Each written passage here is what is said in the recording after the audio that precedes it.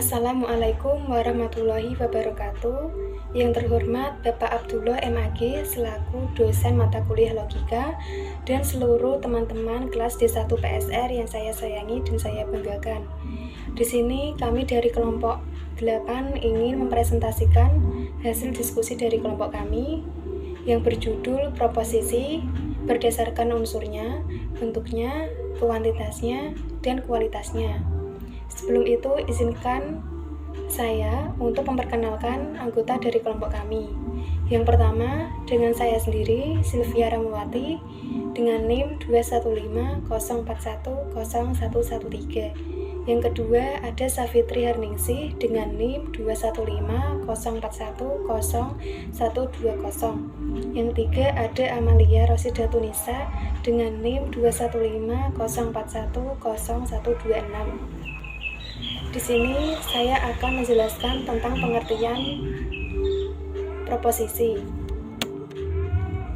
Proposisi adalah suatu tutur atau bisa juga disebut sebuah pernyataan yang digunakan untuk melukiskan keadaan yang belum tentu benar ataupun salah di dalam bentuk sebuah kalimat berita.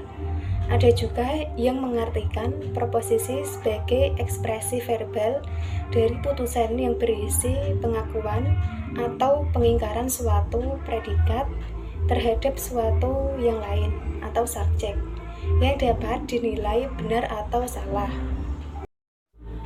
Selanjutnya, unsur-unsur proposisi. Secara umum, proposisi terdiri dari 4 unsur, yang 2 diantaranya adalah materi pokok proposisi, sementara 2 yang lain sebagai hal yang menyertai proposisi ini sendiri. Proposisi terdiri dari 4 elemen, 2 diantaranya adalah subjek dari proposal dan 2 lain terkait, yaitu yang pertama, subjek. Contohnya, jika hari ini tidak hujan, dia pasti akan menepati janjinya atau hipotesis. Yang kedua, istilah sebagai subjek. Yang ketiga, istilah sebagai predikat. Yang keempat, kopula atau penghubung antara subjek dan predikat.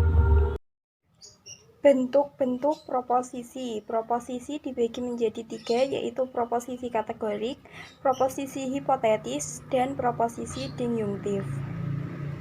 1.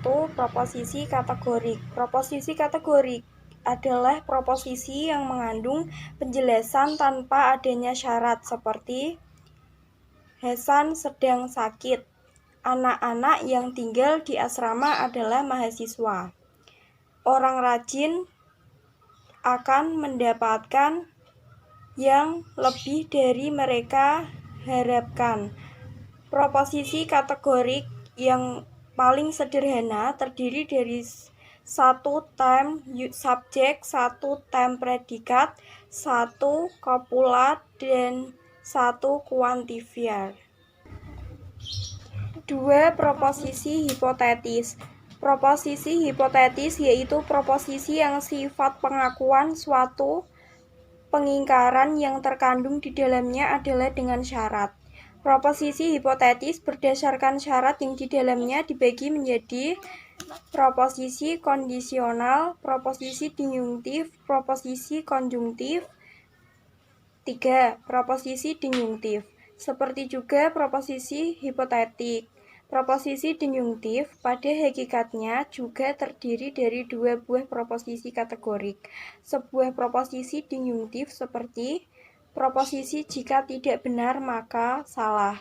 Jika dianalisis menjadi proposisi itu benar dan proposisi itu salah. Kopula yang berupa jika dan maka mengubah 2 proposisi kategorik menjadi permasalahan dinjungtif. Proposisi berdasarkan kuantitasnya.